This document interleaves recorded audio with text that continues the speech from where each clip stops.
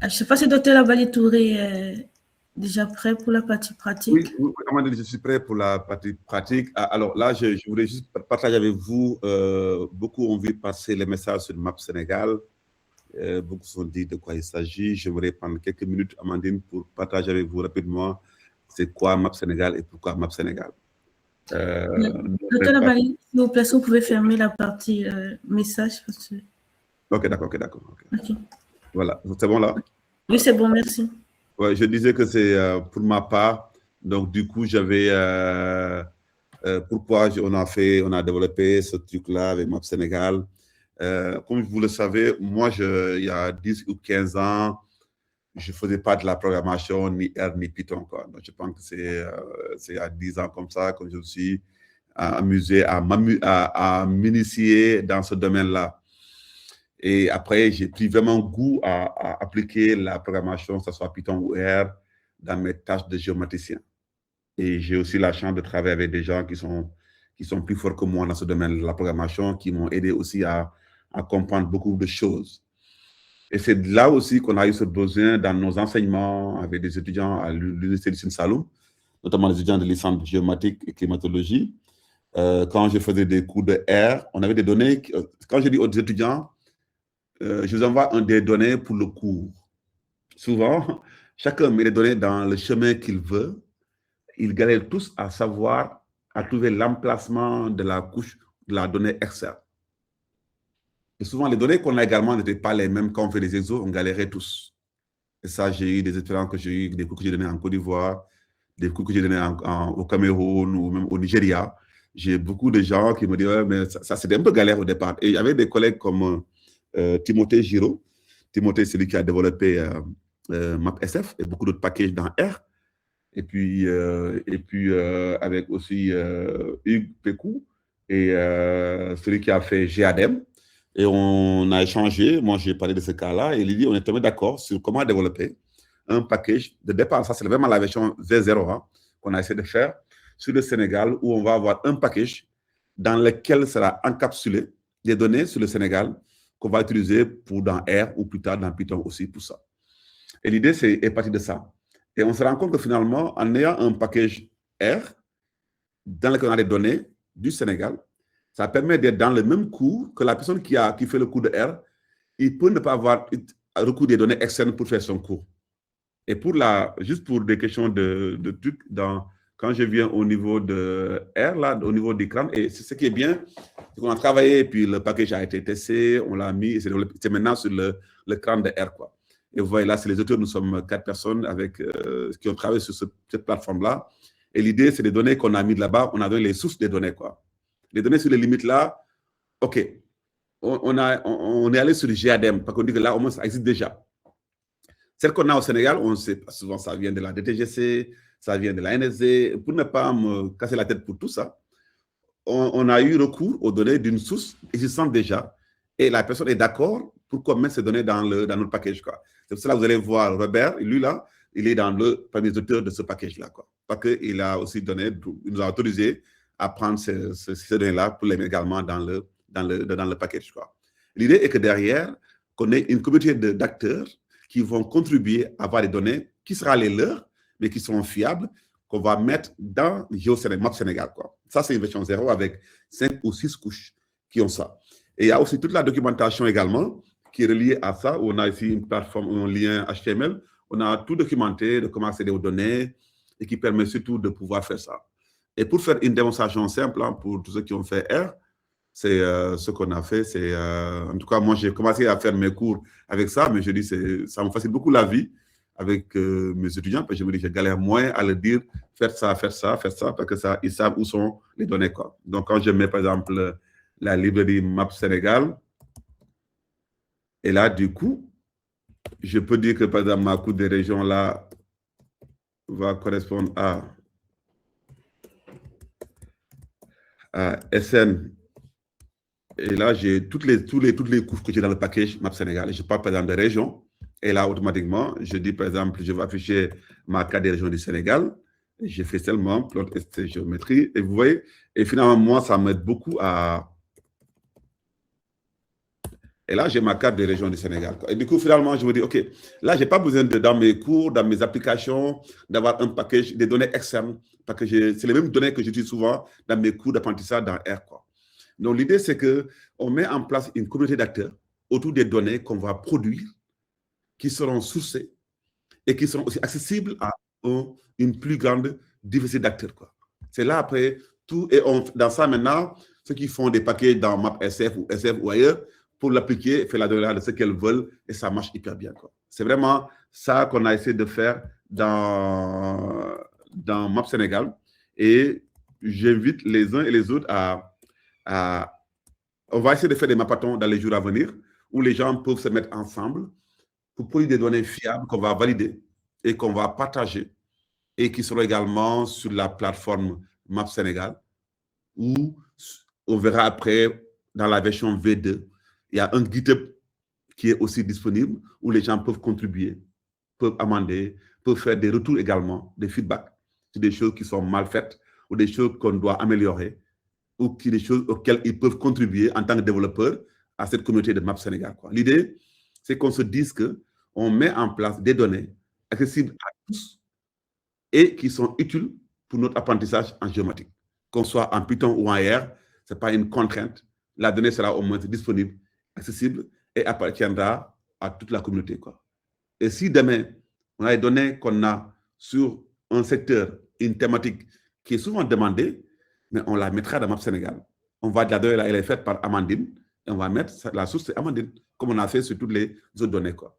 Voilà un peu l'esprit de Map Sénégal. C'est un esprit de comment les acteurs que nous sommes, nous allons ensemble, non pas croiser les bras ou attendre des autres, comment nous allons essayer de mettre en place sur un package. Pour le moment, on est dans R, on peut aller dans Python aussi, de données accessibles sur le Sénégal d'abord. Ça peut être aussi demain sur la Côte d'Ivoire. Si les gens sont intéressés, qu'on fasse pareil pour la Côte d'Ivoire. Ça peut aussi être pareil pour d'autres pays ou même à l'échelle africaine. On verra. Mais l'idée, c'est vraiment, c'est une contribution d'abord minimale qu'on a essayé de faire à travers Map Sénégal. L'essentiel, c'est que les données sont assez utiles et hétérogènes souvent en tout cas pour notre cas, et auxquelles on a accès, quoi. Que ce soit on a mis les communes, mais ces données-là, les styles de santé, les localités qu'on a essayé de mettre aussi, et ça marche hyper bien aussi, quoi. L'idée, c'est vraiment, c'est ça qu'on a essayé de faire dans Map Sénégal. Et voilà, vous allez voir que dans le logo de Map Sénégal, pour certains, on a mis il y a 2 étoiles.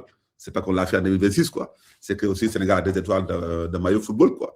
C'est ça qui explique un peu ce truc-là, le babab pour l'icône du Sénégal, tout ça. Mais vraiment, c'est comme les racines du babab. Le babab là, ça appartient à tout le monde, quoi. C'est vraiment, nous, là, on est les auteurs premiers, mais cela ne veut pas dire que d'autres pourront aussi contribuer à ça. Et nous attendons tout le monde à pouvoir dire OK, il y a un GitHub qui est là, je vais aller contribuer, je vais aller faire mes remarques, mes retours sur des gars là. Et puis voilà, c'est vraiment ça. Parce qu'on dit okay, mieux vaut contribuer que de ne rien faire. Déjà, le package aujourd'hui est sur Cram, c'est déjà excellent. Et il est aussi, et là, chacun peut aller l'utiliser à sa convenance, quoi. Donc, à mon avis, je ne serai pas long parce que le coup, ce n'est pas de faire du R avec les gens, mais c'est de parler de Map Sénégal, sur lequel j'invite tous à voir il y a un GitHub qui est là sur le Map Sénégal, où vous pouvez vraiment aller voir des choses. Et puis, soyez vraiment libre de pouvoir suivre des reports, des bugs. Il y a un endroit pour faire des retours. Et nous allons aussi éventuellement avec Timothée, avec aussi Hugues, pouvoir contribuer à ça. Et la porte n'est pas fermée. Vous pouvez tous contribuer à cette communauté, quoi. Il y a des étudiants également de l'UCEN qui sont mobilisés pour faire qu'on fasse des mapatons auxquels on va avoir des données, qu'on va alimenter la plateforme, ou peut-être on verra demain comment faire un site où on a des liens qui vont aller permettre d'acheter des données dans ce lien-là, quoi, via ce package, quoi. On verra. Voilà, Amandine, pour Map Sénégal, quoi. Merci beaucoup, Dr. Lavali Touré. Donc, avant de faire la synthèse de ce cas pratique, je vais juste préciser que, vu que le logo de Map Sénégal, on a un petit sec. Si on va développer pour le Cameroun, il faut faire un plus grand sec parce qu'on aura besoin de placer 5 étoiles. On n'a pas juste 2 étoiles. D'accord. D'accord. OK, les étoiles, d'accord. On verra ça pour Cameroun. On peut ne pas mettre les étoiles pour Cameroun, on met le chiffre 5. Mais ça, c'était vraiment pour. On s'est beaucoup amusé à dire que c'est 2026, c'est la Coupe d'Afrique, il y avait 2 étoiles, Map Sénégal, le Baba, voilà, c'est ça le logo. Mais tu as raison. Le Cameroun, il faut beaucoup de place pour le Cameroun. Je suis d'accord. Le continent, quoi. D'accord. Merci, Amandine. Merci beaucoup, Dr. Lavali, pour cette présentation, désolé, de ce cas d'usage africain qu'il faut vraiment valoriser. C'est juste pour dire qu'il n'y a pas que Map Sénégal qui existe. Déjà, avec l'avantage de Map Sénégal, c'est qu'on a des données qui sont centrées, qu'on peut utiliser soit avec R ou Python, donc ça résout beaucoup de problèmes parce que parfois, passant d'une source de données à une autre source de données, on a des champs attributaires qui diffèrent, mais lorsqu'on a des données qui sont assez centrées, on n'a plus ce problème. Donc, tu peux développer tes scripts et en appelant une colonne attributaire et ça fonctionne, peu importe le logiciel que tu utilises. Donc, c'est vraiment quelque chose de très intéressant et c'est vraiment dans cette optique qu'on veut amener l'Afrique, on veut amener les institutions à comprendre qu'il faut vraiment avoir un standard. Lorsque vous partagez vos données, il faut avoir un standard concernant la nomenclature des classes, concernant le système de coordonnées utilisé, concernant le type de géométrie et autres. Donc vraiment, félicitations au Sénégal qui est dans cette lancée. Et juste aussi pour vous dire qu'on a également d'autres solutions qui existent déjà en ligne. On a des plateformes également qui arrivent à centraliser les données. On a Africa Géoportail qui a tellement de données concernant l'Afrique. Il y a Dr. Lavali Touré qui a mentionné ça dans sa présentation. Quand vous aurez le support, il y a des liens également, vous pouvez accéder. Dans Africa Géoportail, il y a tellement de données, vous pouvez récupérer les données thématiques et autres. On a également GMS qui est aussi dans cette optique de travailler avec les institutions au niveau de l'Afrique également, pouvoir valoriser les données et tout. Donc à ce niveau aussi, on a tellement de données qui sont disponibles, qui peuvent servir, que ce soit pour ceux qui donnent des cours, pour ceux qui travaillent sur des thématiques, pour ceux qui travaillent sur des problèmes qui sont liés à la gestion des risques, la déforestation et autres. Donc, il y a tellement de plateformes. Dr. Lavali Touré a mentionné, je ne sais pas si je peux retrouver les noms des plateformes. Il a mentionné, il y a WAPA aussi, je ne sais pas, il y a des liens au niveau de son support. Il y a Afrigio, je pense que c'était la diapo 12, Dr. Lavali, si je ne me trompe pas. Okay. Vous pouvez revenir dessus. C'est là. Diapo. C'était pas 12? Ouais, c'est ça. Attends, je vais à 12. C'est là. Il y a celle-là d'abord. Il y a aussi celle-là. Oui. C'est ça. Africaine, il y a déjà ça. Oui, c'est ça.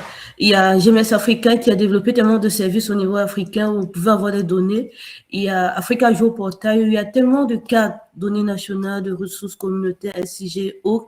Il y a même un produit qui a été développé par la Côte d'Ivoire. Bon, j'ai travaillé sur ce produit pour ceux qui me connaissent, la carte d'occupation du sol de la Côte d'Ivoire. Si vous allez au niveau de Africa Géoportail, vous verrez ça. La carte d'occupation du sol avec les 23 classes. Il y a FAO aussi avec son site WAPA où vous pouvez avoir des données, des produits et autres. Il y a OpenStreetMap qui a des données. C'est vrai qu'au niveau de l'Afrique, ce n'est pas aussi à jour que ça, mais c'est également à jour. On peut faire de grandes choses avec. Il y a tellement de données qui existent. Donc, ce sont des produits qu'il faut valoriser. Et lorsqu'on a ce genre de produit qui est vraiment centralisé, on a cette facilité à exploiter parce qu'il y a des métadonnées qui sont associées. Donc, on a des métadonnées qui sont associées. Parfois même, il y a des scripts déjà qui sont préparés. On vous dit, si vous voulez calculer la superficie, tapez simplement cette ligne de code. Si vous voulez générer telle chose, tapez simplement cette ligne de code. Donc, c'est vraiment dans cette optique, utiliser l'intelligence artificielle, utiliser tout ce qui facilite la manipulation des données pour pouvoir mettre à la disponibilité des décideurs et autres. Donc, Dr. Lavali, merci vraiment pour ce produit qui a été présenté. Je sais